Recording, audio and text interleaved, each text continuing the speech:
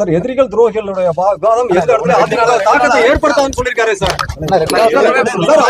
அவரு திருத்த மாதிரி சொல்லியிருக்காரு சார். எந்த தாக்கத்தையும் அதிமுக ஏற்படாதுன்னு சொல்லியிருக்காரு சார். 2 நாள் கையெழுங்க அவரே திருப்பி பதில் சொல்லிட்டாரு. காலையில் சொன்னது வேறு, மாலை அதற்கான பதிலை அவர் தெளிவாக உங்களுடைய அனைத்து தொலைக்காட்சிக்கும் தந்திருக்கிறார். அதே பொருந்தும்.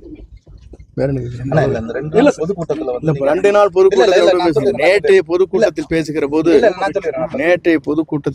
போது அந்தியூர் என்பது தொடர்ந்து நாம் வெற்றி வாகை சூடியிருக்கிறோம், சேவல் புறாவிலே வெற்றி பெற்றிருக்கிறோம்.